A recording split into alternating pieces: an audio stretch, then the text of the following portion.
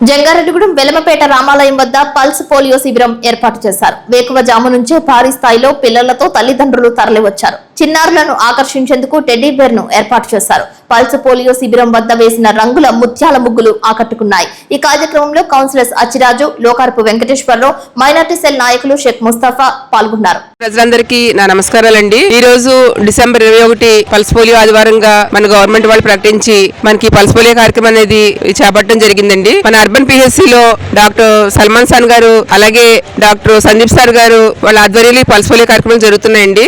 మనకి ఈ పట్టణంలో 25 బూతులు అనేవి మనం అరేంజ్ చేయడం జరిగింది. ఈ పోలింగ్ కేంద్రాలకి మీ పిల్లల్ని 0 to 5 years అంటే అప్పుడే పుట్టిన బిడ్డ దగ్గర నుంచి మీ పిల్లలకి 5 సంవత్సరాలు నిండిన పిల్లలైనా సరే తీసుకొచ్చి మీరు పోలియో డ్రాప్స్ వేయించుకోవాలని కోరుకుంటున్నామండి. అదేవిధంగా నిండు జీవితానికి 2 చుక్కలని నినాదంతో మనం ఈ కార్యక్రమాన్ని చేపట్టారు. ఎవరికి అంగవైకల్యం అనేది రాకుండా ప్రతి బిడ్డ మంచిగా ఆరోగ్యంగా ఉండాలని కోరుకుంటున్నామండి. అందువల్ల ఈ కార్యక్రమం మీరందరూ పట్టణ ప్రజలందరూ వినియోగించుకోవాలని కోరుకుంటున్నాము. ఈ కేంద్రంలో ఈ రోజు చుక్కలు వినియోగించుకోలేకపోతే కనుక మీరు ఎట్టి పరిస్థితుల్లో మీ బిడ్డకి బాగోకపోయినా ఏమైనా సరే మాకు చెప్తే మేము తెల్లారి మీ ఇంటికి సెకండ్ డే, థర్డ్ డే కూడా మీ ఇంటికి వచ్చి మేము వ్యాక్సిన్ అందిస్తామండి. ప్రతిరోజు అంటే 2 రోజులు డోర్ టు డోర్ తిరుగుతామండి. ఆ రోజైనా సరే మీరు 2 చుక్కలు వేయించుకోవాలని పిల్లలకి, మీ పిల్లల భవిష్యత్తు మీరు కాపాడుకోవాలని, మీరు కాపాడుకుంటారని మేము కోరుకుంటున్నామండి. అదేవిధంగా జంగారెడ్డిగూడెం సుబ్బంపేట సాయిబాబా ఆలయం వద్ద పల్స్ పోలియో చుక్కలు వేసే కార్యక్రమం ఏర్పాటు చేశారు. Health secretary Shyamala, Asha worker Ammaji, Pushpalatha, Leela తదితరులు పాల్గొన్నారు. చిన్నారులకు క్రమశిక్షణతో పోలియో చుక్కలు వేశారు. ప్రతి ఒక్కరూ పోలియో చుక్కలను సద్వినియోగం చేసుకోవాలని తెలిపారు. ఈ రోజు పోలియో చుక్కలు వేసుకొని వారుంటే సచివాలయంలో గాని, పిహెచ్సి సెంటర్స్ లో గాని సంప్రదించాలని కోరారు.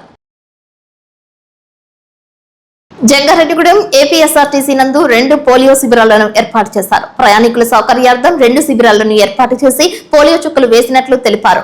రద్దీ దృష్ట్యా ఎక్కడా జాప్యం లేకుండా అన్ని ఏర్పాట్లు చేసినట్లు తెలిపారు. హరిజనపేట యూపీహెచ్సి డాక్టర్ సందీప్ కుమార్ ఆధ్వర్యంలో పోలియో చుక్కలు వేస్తున్నట్లు తెలిపారు. ఈ కార్యక్రమంలో ఏఎన్ఎం భారతి, ఆశా వర్కర్స్ కుమారి, శ్రీదేవి, అంగన్వాడీ టీచర్స్ శాంతిశ్రీ, రాజకుమారి, రమాదేవి, భార్గవి, ఎంఐ సూర్యకుమారి పాల్గొన్నారు.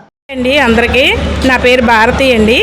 నేను హరిజనపేట యూపీఎస్సీ పరిధిలో హరిజనపేట 1లో చేస్తున్నాను ఏఎన్ఎంగా. అయితే ఈరోజు పల్స్ పోలియో కార్యక్రమం మా డాక్టర్ గారు డాక్టర్ సందీప్ కుమార్ గారి ఆధ్వర్యంలో జరుగుతుందండి. ఇక్కడ బస్ స్టాండ్ ఏరియాలో 2 బూతులు పెట్టాము. ఒకటి ఇన్, ఒకటి అవుట్ అండి.